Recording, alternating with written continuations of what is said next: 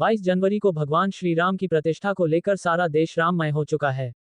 इसकी तैयारी बस्ती के राजभवन में भी दिखाई। बस्ती राजभवन में राजमाता अश्मा सिंह ने बताया कि जब संपूर्ण ब्रह्मांड राममय हमारे लिए आवश्यक हो जाता है, उस स्थान के आत्म गौरव को जागृत करना जिसने भगवान राम जैसे पुत्र दिए। अतः ये वशिष्ठ की तपोभूमि वह स्थान है जिसके पास अयोध्या को न केवल संतति वरदान मिला, उस संतति को शिक्षित करने का भी गौरव प्राप्त है। यदि भारत को विश्व गुरु बनने का गौरव प्राप्त करना है तो प्रथम प्रणाम इसी नगर को करना होगा। महाराज दशरथ ने ही नहीं, दशानन ने भी यहीं पर आकर तप किया और भादेश्वर नाथ का शिवलिंग स्थापित कर शिव को प्रसन्न किया। उन्होंने राम मंदिर उद्घाटन अवसर पर राजभवन और बास्तीवासियों की तरफ से विस्तृत कार्यक्रम की रूपरेखा पर प्रकाश डालते हुए क्या कहा, आइए देखते हैं उन्होंने क्या कहा।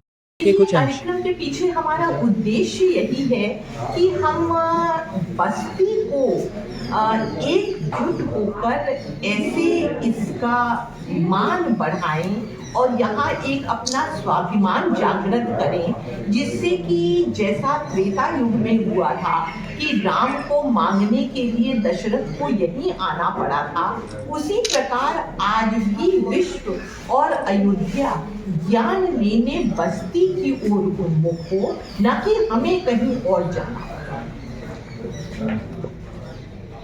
22 जनवरी पर होने वाले प्राण प्रतिष्ठा को लेकर किस तरीके से राजभवन में कार्यक्रम होगा? राजभवन में जो कार्यक्रम है वह 14 से प्रारंभ हो चुका है। हमने सबसे पहले कार्यक्रम में यही किया कि हमने शिव की अर्चना की और उनका रुद्राभिषेक किया, क्योंकि राम भी लंका पर चढ़ाई करने के पूर्व उन्होंने शिव की स्थापना रामेश्वरम में की थी, तभी आगे बढ़ी थी। तो शिव की स्थापना के पश्चात हम लोगों ने गौ पूजन किया। फिर हमारा मुख्य उद्देश्य था यहाँ के बच्चों को राम के चरित्र के विषय में ज्ञान देना। तो उस ज्ञान देने वाली कड़ी में हमने बच्चों के लिए कार्यक्रमों का आयोजन किया।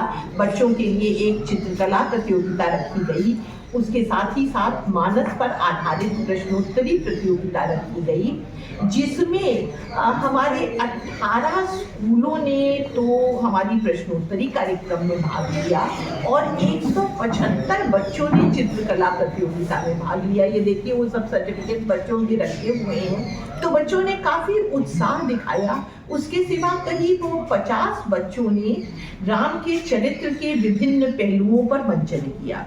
अब इसके उपरांत हमारी जो प्रतियोगिता शुरू होगी वो 21 से हमारा रामचरित्र मानस का पाठ बैठेगा, जो कि 22 को प्रातः करीब 10 बजे समाप्त हो जाएगा। उसके पश्चात हवन होगा और हवन के उपरांत हम अपना कार्यक्रम प्रारंभ करेंगे, जिसमें हमारी सोहर और लोकगीत कार्यक्रम होगा। जैसे बच्चे के जन्म के पहले जो सोहरें गाई जाती हैं वो गाई जाएंगी।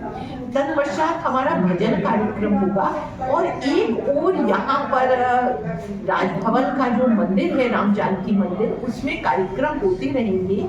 और दूसरी ओर गायत्री मंदिर से एक शोभा यात्रा निकलेगी, जिसमें कुछ झांकियां भी होंगी और शोभा यात्रा गायत्री मंदिर से अस्पताल चौराहे होते हुए यहाँ कोठी तक पहुंचेगी। और जैसे ही शोभा यात्रा के बच्चे जो राम लक्ष्मण इत्यादि का रूप धारण करके आएंगे, उनके ऊपर हम लोग पुष्प वर्षा करेंगे और एक साथ हमारा शंखनाद होगा। यह शंखनाद ऐसा होगा जिसकी हम चाहते हैं कि आवाज अयोध्या तक पहुंचे और हम पूरे ब्रह्मांड में गुंजित हो जाए कि यह बस्ती ने अब आह्वान कर दिया है, अब तो मूर्ति प्राणवत अपने आप हो जाएगी। क्योंकि जैसे त्रेता युग में वशिष्ठ के आश्रम ने वह अन्न और जल और वह फल दिया जिससे रानियों ने गर्भ धारण किया, उसी प्रकार इस युग में भी हम कुछ देना चाहते हैं और हम एकजुट होकर हम अगर कृत संकल्प हो जाएंगे तो हम अवश्य अयोध्या को राम देने में समर्थ हो जाएंगे। ठीक।